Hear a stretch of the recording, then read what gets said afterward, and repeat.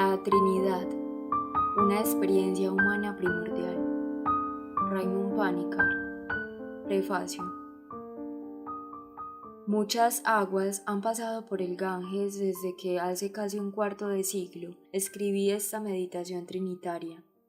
Sería de extrañar que dijera que las aguas no han erosionado el terreno.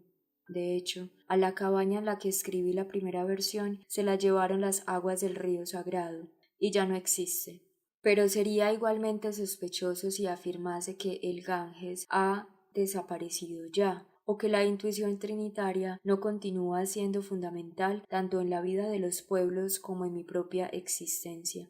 Por lo que a mí se refiere, la experiencia se ha transformado en lo que he llamado intuición cosmoteántrica, y que viene a ser como la continuación de la idea que algunos teólogos han vislumbrado, pero que no han llevado hasta el final, quizás por miedo al fantasma de la teología occidental, el panteísmo, que no es falso por lo que afirma, sino por lo que niega. El panteísmo es un error por defecto y no por exceso. Todo es divino, dice el panteísmo, y entonces se comprende el pánico. En efecto, un Dios monoteísta que lo fuese todo no dejaría lugar ontológico a la criatura. Las maléficas secuelas saltan a la vista, la fuga mundi, la religión como empresa sobrenatural, la relegación de lo temporal a la esfera de lo despreciable y la constante tentación de la teocracia, puesto que fuera de ella las religiones institucionalizadas pierden su relevancia, es decir, su poder. Por ejemplo, un cristianismo identificado a una organización pierde su razón de ser sin la existencia de una cristiandad, que es la que le da cuerpo. De ahí mi grito por una cristianía. Pero esto es harina de otro costal. El dilema o Dios o el mundo es un falso dilema porque se mueve en una abstracción que ha perdido contacto con lo real. Ni este Dios ni este mundo son reales. Volviendo al panteísmo, podemos afirmar ciertamente que todo es divino, pero debemos acto seguido añadir que lo divino no se agota en ningún todo.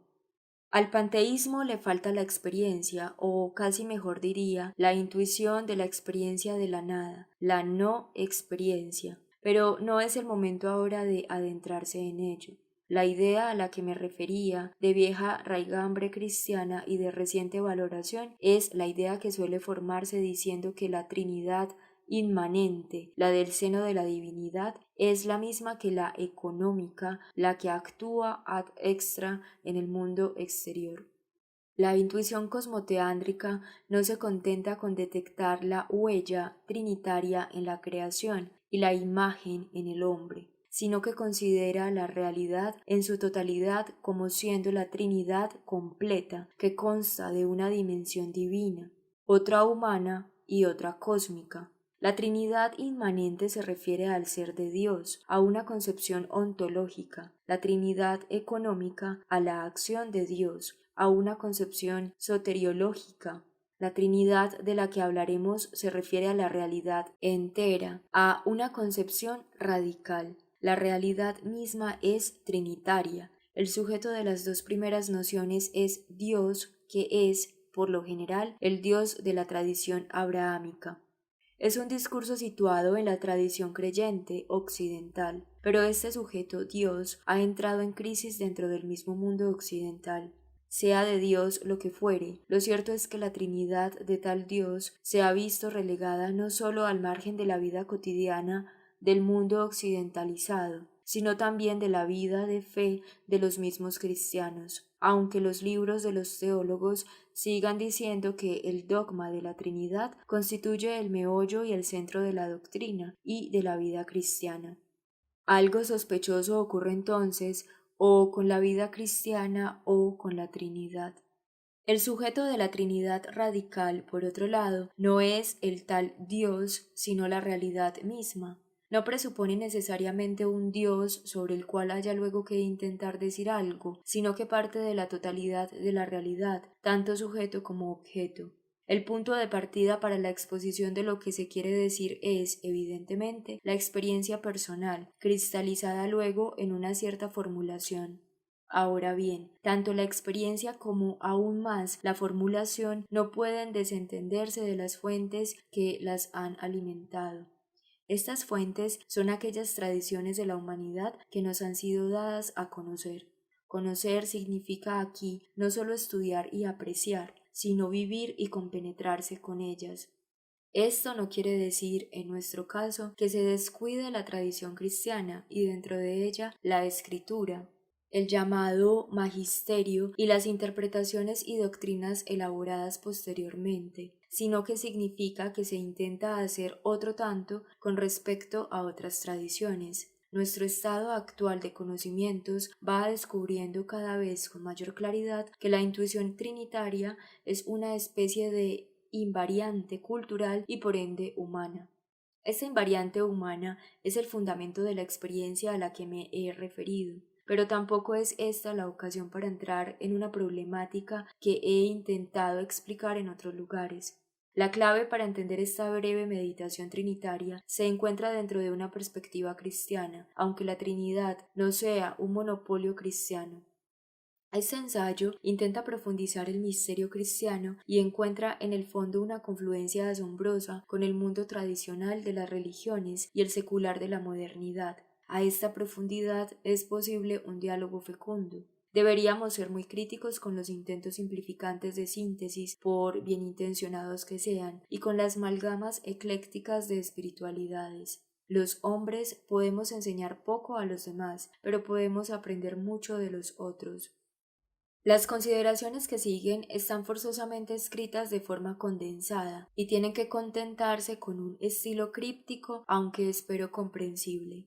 Es un libro sin notas a pie de página porque, de tenerlas, éstas serían más numerosas que los párrafos del texto.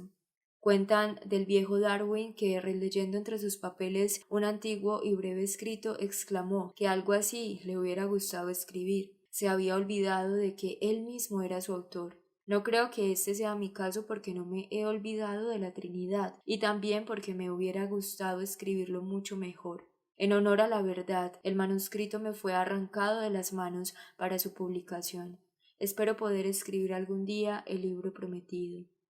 El autor se siente agradecido por la aceptación que este estudio ha tenido en el mundo académico. La idea ha empezado a penetrar también en ambientes religiosos. Este es el momento adecuado para los agradecimientos. Mencionar nombres no sería suficiente. Decir, en forma tradicional, que están inscritos en el corazón del autor o en el libro de la vida porque la creó una intuición vital resultaría afectado. Valga pues una acción de gracias colectiva, anónima y muy sincera a todos aquellos que de una forma u otra han colaborado en esta empresa de intentar hablar sobre aquello que es preferible balbucear, precisamente porque siendo inefable nos hace tocar los mismos confines de lo real.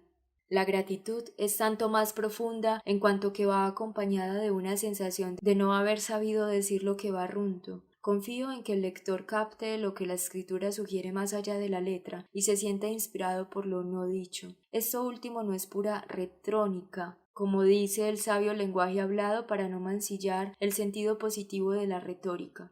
Cada lector forma parte de la lectura y cada lectura es una interacción entre el autor, el texto y el lector. Hay textos que, por un nexo misterioso, tanto con el lector como quizá principalmente con el autor, parecen invitar tan solo a una lectura banal o al menos literal, y no permiten remontarse hacia lo no dicho, acaso porque esta dimensión apofática de toda palabra auténtica no ha sido suficientemente sufrida, o por el autor o por el lector. La palabra, aunque sea la escrita, posee vibraciones y resonancias poco menos que infinitas, y si las primeras están predominantemente a cargo del autor, las segundas son de incumbencia del lector. Este pequeño texto, que tiene la pretensión de acercarse a las profundidades de Dios, utilizando la frase de San Pablo, lo hace porque confía en la altura del hombre. Para completar trinitariamente la frase, quiero decir que es un libro cargado de silencio, no de un silencio pesante, sino de un silencio silencioso, vacío, ligero, como el que se siente en la cima de un monte cuando el viento, esto es, el espíritu, se ha callado. Se ha dejado el mundo abajo, y no obstante, la misma cumbre descansa en sus laderas. El silencio humano viene al final, después de haber ascendido al monte. Toda ciencia trascendiendo. Sería difícil describir mis sentimientos al revisar la versión de los traductores, a lo que debo aquí dar las gracias. Releyéndome he palpado mi incapacidad de comunicar lo que siento y he tenido que contenerme constantemente para no modificar y completar el texto. Hay puntos que me hubiera gustado matizar e ideas que hubiera preferido no solo expresar de otro modo, sino también profundizar y desarrollar. Muchos temas han sido ya tratados en otros escritos míos y otros resultan excesivamente simplificados, pero he optado por no introducir más modificaciones que las que me han saltado a la vista en una lectura crítica de la traducción. Insisto de una vez por todas en que el libro, a pesar de su carácter escueto e intelectual, contiene un factor de praxis y de aplicación directa a la situación humana actual. Este escrito surgió de una situación dialógica con el mundo vedántico. Que la praxis nutra la teoría no es una novedad. Siempre la teoría auténtica ha nacido de una praxis temáticamente confrontada. Por eso, una mera repetición doctrinal desencarnada de la situación real de los hombres no es ni siquiera teoreia, no ve la realidad circundante. La palabra viva es siempre encarnada, y a partir de su encarnación en la praxis prorrumpe el logos su discurso redentivo, esto es liberador. En la actualidad ya empiezan a aparecer reflexiones trinitarias que emergen de una vida cristiana comprometida en el mundo. Empiezan también a hacerse menos raras las voces teológicas que adoptan una actitud crítica frente a un cierto monoteísmo cristiano, denunciando su conexión con totalitarismos de todas clases. Una de las premisas de este libro, que aquí no puede ser demostrada, va todavía más allá. Consiste en la discriminación, no digo separación independentista, entre la realidad crística y el acontecimiento evangélico, esto es, en una deshistorización del mensaje cristiano sin caer por ello en viejas absolutizaciones intemporales del cristianismo o lecturas gnósticas. La interpretación del cristianismo como un hecho histórico es legítima y válida. Más aún, es la que ha predominado en los 2 primeros milenios de vida cristiana. En el tercer milenio, si es que la humanidad lo va a sobrevivir, la fides quaerens intellectum de las generaciones cristianas de Asia, África y Oceanía, si éstas no pierden su identidad, tendrá que abrirse al acontecimiento crístico, sin basarse exclusivamente en el mito de la historia. Y me atrevo a sugerir que esta superación del mito de la historia no es una exclusividad ni del Oriente ni del Occidente, sino una exigencia de la vida actual del Homo sapiens, que, habiendo sobrevivido a la prehistoria, tiene ahora que saltar por encima de la historia para continuar viviendo. Pero no sigo ahora por ahí, y me limito a lo que venía diciendo. Deshistorizar el hecho crístico no significa eliminar su facticidad histórica, sino simplemente no identificar su historicidad con su realidad. La Trinidad de la que hablaremos no es ni una verdad absoluta e intemporal caída del cielo, ni una interpretación de un hecho que se agota en la historia. No se trata ni de una inmovilización de la vida con absolutismos epistemológicos y axiológicos, ni de reducirlo todo a contingencias históricas y luego a privilegiar unas por encima de otras. El dilema no es relativismo o absolutismo, sino el reconocimiento de la relatividad radical de toda la realidad, y con ello nos acercamos ya al misterio trinitario. Repitamos que ya no es cuestión de defender el Dios de la historia, sino de comprender que la historia de Dios está comprometida en y con la historia humana y del cosmos, y que toda historia debe ser superada. Insisto en que la liberación de la historia no implica negar realidad al acontecer histórico, ni desentenderse de la lucha por la liberación de los pueblos, sino que significa no ahogarse en ella. Ni somos esclavos del destino, ni el destino está en nuestras manos, sino que nosotros mismos somos las manos del destino, de un destino superior a nosotros, en el que lo divino está igualmente comprometido. Esta es la dignidad humana. Dicho de otra forma, la liberación del hombre, incluida la liberación política y hoy día acentuándola, pertenece al mismo dinamismo de la Trinidad. Este dinamismo es también el nixus de la auténtica vida espiritual. La espiritualidad trinitaria no se extiende en una dicotomía acción, contemplación, ni se agota en un activismo estéril, ni se agota en un quietismo inútil. La llamada práctica de la presencia de Dios, por ejemplo, no consiste en nuestra conciencia de la presencia de otro que nos acompaña o que inhabita en nuestro interior. No consiste en sentir la presencia autosuficiente y más o menos bienvenida de un ser divino en nosotros, sino en el darse existencialmente cuenta, o mejor dicho, en el acto mismo de participar consciente y libremente en la explosión de vida que representa la misma aventura cosmoteándrica de la realidad. Y hoy día esta conciencia se concentra en los dolores mismos de una humanidad y una tierra sometidas a una injusticia sistemática y sistematizada. Bienaventurados los que tienen hambre y sed de justicia, porque ellos participan en la tarea misma de la Trinidad. ¿No es acaso esto lo que significa ser saciado?